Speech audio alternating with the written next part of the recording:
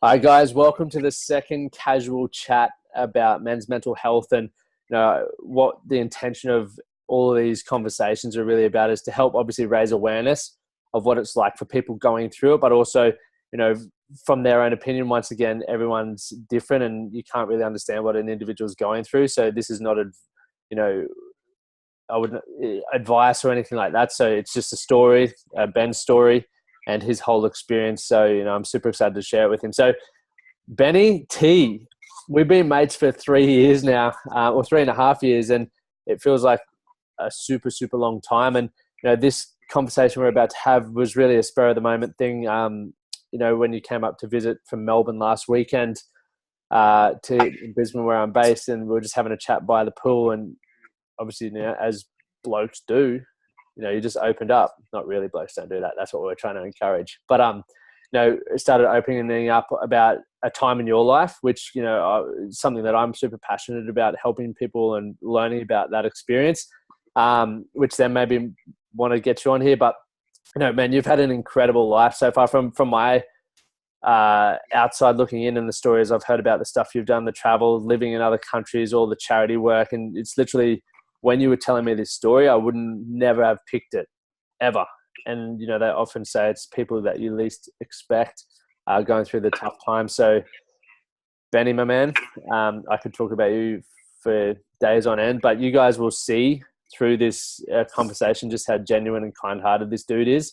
And if you ever get the chance to meet him, if you're in Melbourne, go by Fox FM and catch up with his legend. Benny T, I'll hand it over to you, man. So just, if you could start by just sharing your story, I'll jump in and ask questions along the way, just whatever pops to mind. So it will be a sort of stop-starty one for those watching. But yeah, this is going to be awesome. Great.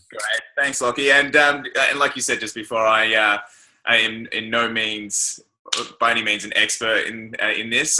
This is just my story, and if someone watching this can get something out of this, then great, because I guess that's what it's about. It's about opening up and talking about I guess men's health, and in my case, earlier on, depression as well. So I guess to start my story, you've got to go all the way back to when I was a young kid. I was brought up in a family where my dad was in the Air Force, and it was a pretty strict family. His family was in the Air Force as well, and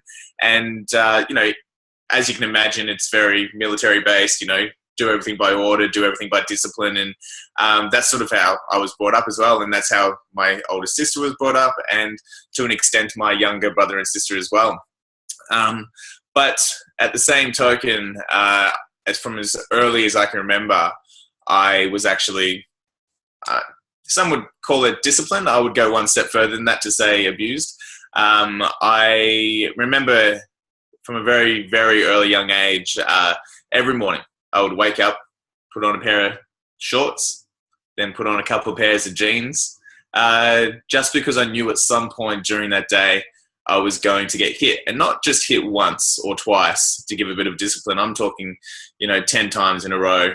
And I don't blame the person that did it, but it was something in their mind that thought that was the right thing to do to teach us kids a lesson. So I guess from a very young age, right up until I was 18, I sort of lived in fear every single day. And that could do a lot to someone's mentality. My sister, she actually went through depression at an early age, probably around the age of 15, where she attempted to take her life a few times. It could have been a cry for help at the time, but I think that it was something a lot more than that, and a lot more serious now that I know that, I've eventually went through some similar things. But so I got to the age of 18 and got to a point where I was like, you know what, this is enough is enough. I can't deal with this anymore. This is too much. It's not right. And I had to get out of there. I had to leave home, and I moved as far away as I could at the time, which was from Melbourne to Brisbane, and which is 2 whole states away for those watching overseas. I lived up there for 6 months. Went surfing, got my head clear, and thought about exactly what it was that I wanted for my own life, what was important to me. And what it all kept coming back down to was family. Family is important to me. And despite what happened to me with my own family, I knew that that was something that I had to fix within my own life going forward, because I didn't want to get to an old age and be, this guy that didn't have any attachments to his mom and dad and brothers and sisters. I didn't speak to them for 6 months. So it was about time where I finally said, you know what, let's figure this out, fly back down to Melbourne and write a letter. And I wrote a letter to this person and basically just said, look, if you're willing to forget the past and start again, I'm willing to move on with the future, and I forgive you for what you've done. And I actually wrote down exactly the things that had happened to me and the things that why I was so scared. I just sort of put it all on paper, because I don't think that person knew exactly what they were doing wrong. And it was that point in our lives where we had to make that change to then move forward. And that person did make a huge change in their lives to make a positive change. And, I'm very, very thankful for that. And I'm also thankful for, I guess, the way that I was brought up as well, because it made me realize who I never, ever wanted to be. And I don't think I'd be the type of person I am today if it hadn't have been for those experiences growing up. Now, having said that, I started making some changes in my own life where I've gone, all right, what do I want to do?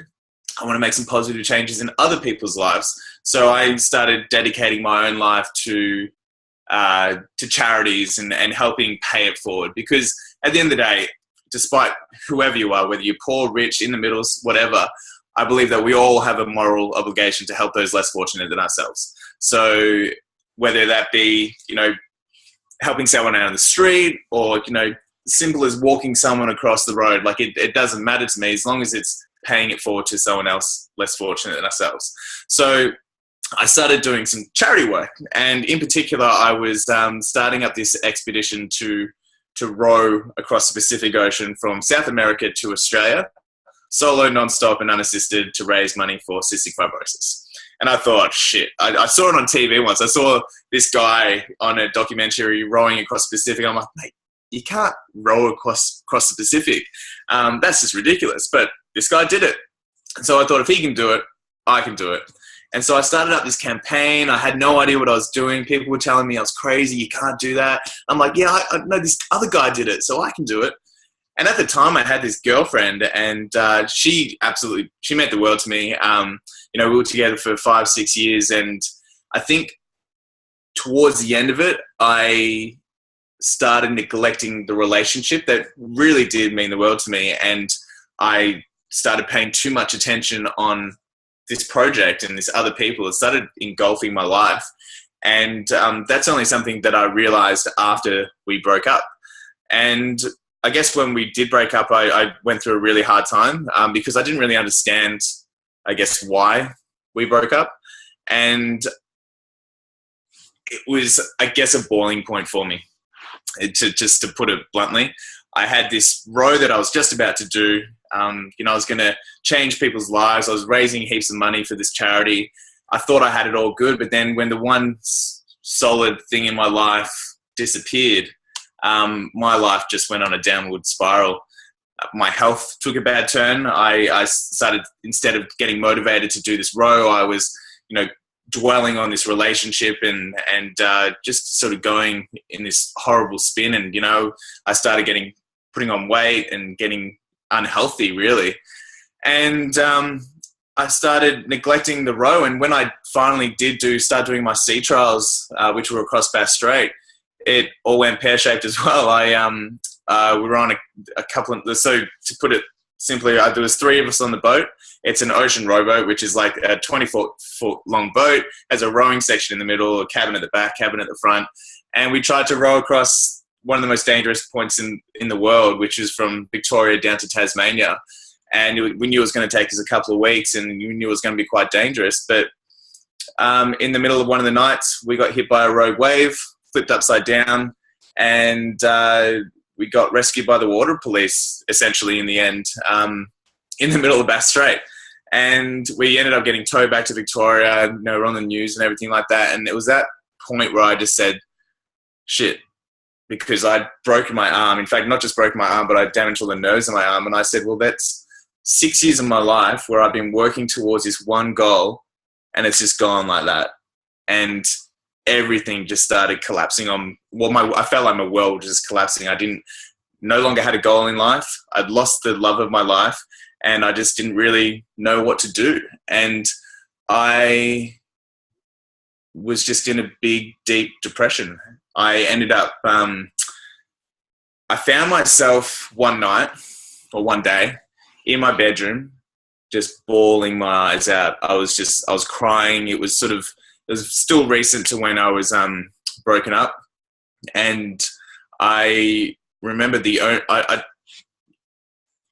just to pause for a second, there's no real way to explain how you feel. You just feel completely empty. Like there's just nothing that is worth living for. And, it was a build-up of everything in my life from when I was a child, all this work I was doing in charity and it just failing, to, a really great relationship that I had that I felt that I had a lot of blame for, to this point in my life where I'm sitting in my bed, bawling my eyes and not being able to stop. And I decided there was that point that I needed to take my own life. And I remember just grabbing, I think it was a razor or a sharp object at the time, and I started ripping up my wrists. And I hardly really remember doing it. It was just sort of happening. And it wasn't until I woke up, I had passed out, and I looked at my arm and I had all this dry blood all over my arm, right up to where my neck was. And I realized that hadn't worked. I had failed at trying to kill myself as well. And so I was like, crap, how do I make this work? So I remember walking out of my room and going into the next room, which is my mum and dad's room at the time. And I was like, all right, I'll get some sleeping pills, because at the time they were on sleeping pills. I grabbed a whole bunch, and I remember looking at the packet going, I don't think this is enough. And then magically, out of nowhere, I looked across the room. There was another packet sitting on my dad's side of the table. So I was like, grab them both. That should be enough. Grabbed them, walked out of the room. And as I walked out of the room, I remember walking through the corridor, and I looked down the corridor, and there was my younger sister sitting on the couch, and she looked up at me. And I remember thinking that is the last time that she's ever going to see me alive, because I'm about to go kill myself. And so I went into my room and got all the tablets out, and I was thinking, how do I do this? I actually didn't know. And what I was probably most scared of was becoming brain dead, or, a vegetable. And I got on my phone and started Googling how to kill myself with trimezopine, which is what I had at the time. And I think that's probably what saved my life, was that I Googled how to kill myself, which is such a weird concept in the beginning, because, who Googles that sort of thing? You just do it, right? You just find a way. But it's actually harder to do that than you think. Anyway, as I started Googling, one of the first things that comes up is the number for Lifeline. And if you make it past that point of seeing the number and saying there's always another way, then you start going into this vortex of websites of mean, horrible people telling you how to kill yourself and giving you ways to do it. And it's not a pretty place on the internet, that's for sure. But there was one thing that I read which basically said, it said, and I want to get this right, that I understand that you're going through a really hard time, and whatever you're going through, just know that there are people out there, even if you don't realize, that they're there to help, and people will listen to you if you just want to talk about it. But the thing that I want to talk to you about is just wait 10 minutes. And they said, if you wait 10 minutes, you never know what's going to change. And so I did. I sat back and I waited 10 minutes. And then that 10 minutes turned into 20 minutes and then 30 minutes. And then I eventually just passed out from exhaustion. And I guess it was that time that I needed to just sort of think back on what I was doing. And again, what was so important to me, because what I realized what was important to me was still family. And imagine if I had done that, and the last thing that I'd done was my sister had seen me and she could have been out there trying to help me, and she couldn't. So I had to find a way to change my life around from that point. And that was, I guess the story that I told Lockie by the pool the other day. It's something that I hadn't really talked about before, and I'm okay with it. Like it's something that's very far in my past. But there were some scars left, like as in physically, but also mentally. But I found a way to move on and make positive changes in my life. And I think that's really important for those people that are listening.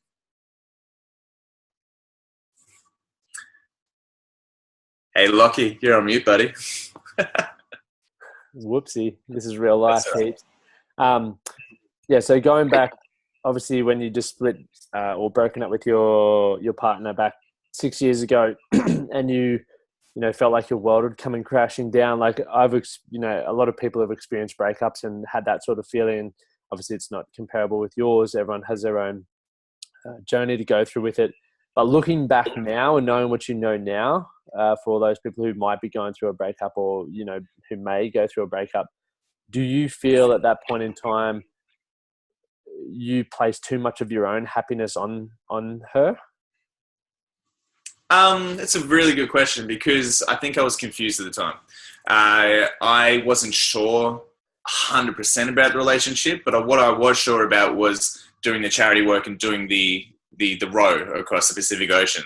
I think what I neglected was her, and that's something that is unfair on anyone. What I know now and what I probably should have done is spoken about how I was feeling and had that conversation with her, because that's really important. You got to talk about your feelings and you got to talk about it. Otherwise you start losing trust and, things start happening. People's, concentration starts looking at different areas. But I think that it was more me neglecting her than anything else, I suppose.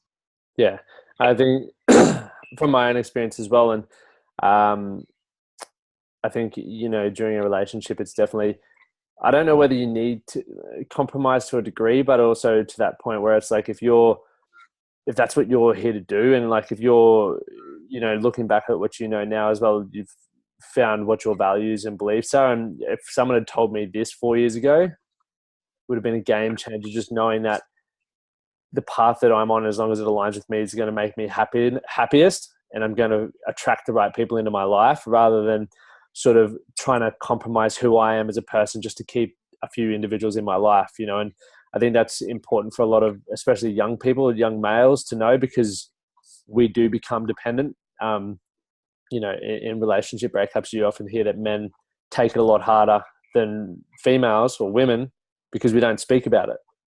No, that's right? Exactly right.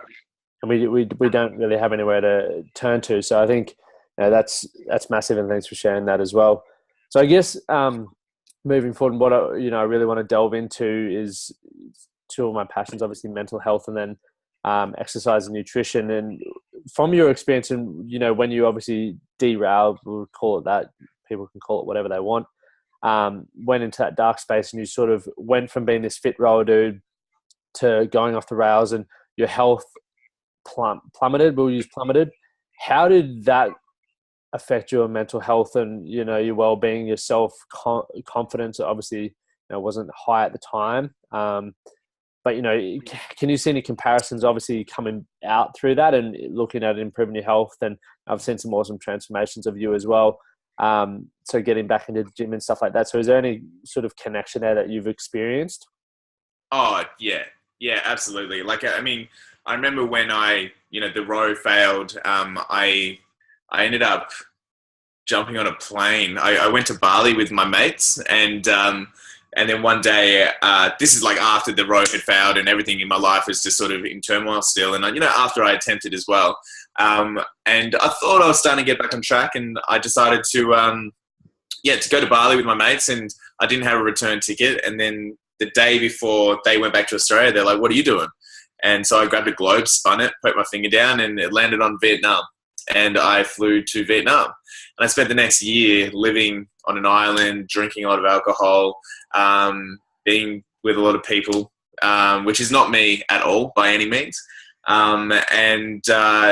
Just thought I was having fun and having the time of my life. But in reality, what I was lacking was a goal in my life. And I couldn't just sit there drinking beers on a beach, hanging out with some really awesome people all the time. That was no life to live, because my goals still were strong in the fact that I knew I needed to help people. And I wasn't living the best life I could be by being over there.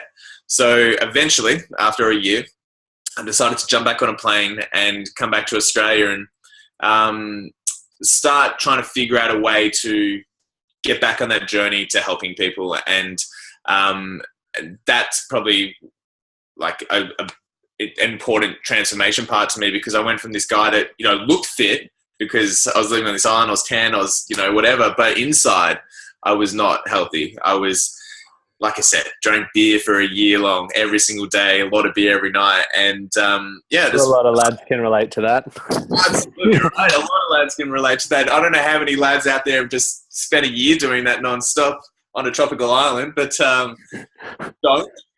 That's the advice I can do, because you're wasting your life away. Even though it's fun, you have experiences, you meet great people, you got to, in life, create goals. And, what sort of legacy do you want to leave behind in your life? Whether it be telling your grandkids stories when you're 80 years old or whatever. But do you want to look back on your life and go, I drank beers for, however long straight, or actually started to make a change in the world? And I think that point was where I decided that, no, I want to make a change. I want to make a positive change. And you want to get back on that track to helping people. So I came back to Australia, started to try and figure that out. I knew the row was out the window because I was still injured. I still had all the nerve damage in my arm. So can I just jump in there? Like, this is gold, what you're delivering. I think, where you've gone through your journey, and this is for everyone watching, that to understand it doesn't matter where you are in that cycle, because it is, so many people don't have the same events, but, it's a similar pattern, especially with males. From a young age, there's that turning point, right? And whether it's to do with drugs, alcohol abuse, a family, whatever it is, there's some form of significant event that alters who we become as a person, right? And I know a lot of people, and myself included, were like Ben, where I was on the island, and my purpose, my goal was like, how many beers am I going to drink? How many, how much, whatever, it was just like, I didn't care on the outcome. It was just like, that's what's happening today. Right. And through those experiences, that event came, right? And whether you've had that event or not, it doesn't matter how old you are, like, pretty sure one day that event will come and it's going to alter your life. And that's when you're going to be like, right, I feel like I need more purpose, because that's what we're ultimately all looking for. And, whether we seek that in trying to, smash the most beers on our head or whatever, we start realizing that, hey, I've only got a limited amount of time here. As, Benny T pointed out, you can decide when that's up for yourself, or you move forward and be like, right, I want to live for more. And that's, ultimately what you're doing now. So it doesn't matter where you are in that sort of, I'll call it cycle, you can call it whatever you want. Just understand that, like, whether it's beers at the moment or living on an island, it doesn't matter. As long as you've got something, I believe, that's getting you up every day and giving you a bit of purpose. Like, if you're getting up and drinking beers and it's stopping you from going and taking your own life, do it. Drink some piss, for sure. But also, hopefully you get sick of the hangovers. But, after a while that gets old, and you're going to start figuring out that, hey, I'm more than this. I'm better than this. I'm going to get excited by helping people, having people say, hey, Benny T, you're an incredible human being. We thrive off that. So you can listen to myself and Ben say that, but when you have your own experience, that's when you're like, that Mario looking dude mentioned that, and Benny T mentioned that. So sorry to cut you off, Benny, but you're doing, mate. And you make a great point as well, because, like you said, you could go drinking beers and, doing that sort of stuff, but you also got to think about who you're surrounding yourself with as well. And, if you're just sitting there drinking piss all the time, you're probably going to be around people that are just drinking piss all the time, unless you're drinking by yourself. I was on an island partying with people that were like-minded. They just wanted to party and do all that sort of stuff. So it wasn't until I got back to Australia and started to realize exactly what I wanted to do, which is helping people and raising money and doing charity events, where I knew that started to give me a bit of fulfillment. And I must admit, there's some selfish fulfillment there as well, because it feels good to want to help people, and that's selfish in a way. But I know that it's doing good deeds as well. And like I said before, it's about who you surround yourself with as well. I surrounded myself with, or tried to surround myself with, really positive people. And I think that that's what helped change where I was at as well. Because I think back in the time where, I did try and take my life, I probably wasn't surrounding myself with the right people either. So sometimes you do have to break those connections and move forward. But, you talk about what changes were good ones. Because I got back onto this track of positiveness and finding a goal and a passion and moving forward, I started to change my health as well, and realized that was something that was really important as well, because it's not just about what you're doing in your life, it's about what you're feeling inside as well. And look, to be honest, I knew that I always wanted to change my health, but it wasn't probably until I met you, Lockie, that I started to really fix that and make those changes inside. And since that point, I just, I've just been on this whole different journey, a whole different level of happiness from getting healthy, which I didn't think was a thing, because I thought I was healthy and I thought I was happy. But this just took it to a whole different level. Getting outside, moving, doing those sort of things, like going for runs, enjoying the atmosphere. Like, I don't run to boom, boom, boom time music. I run to classical music, which is crazy. No one runs to classical music. And I sit there and I think about the day and, where my life will be in 5 years' time. And I think about people that have changed my life in the past. And it's a bit of a meditation for me. And I think health-wise, you just got to get moving, and that will change yourself mentally as well. Has it given you a greater amount of self-respect, like knowing that, for one, the way I see fitness is it's a journey that you can learn lessons, good and bad, and compare them to all aspects of your life. But like going through the, setting yourself the goal and then having the plan in place and committing to that and ticking that off as you go, has that made you sort of increase your self-confidence that you can commit to stuff and you can achieve stuff? Because I don't know, sorry, but like when people are feeling depressed and sad, however, wherever you are in that circle, once again, it's like a lot of the time it's because we don't have the self-worth or we don't feel we provide enough value.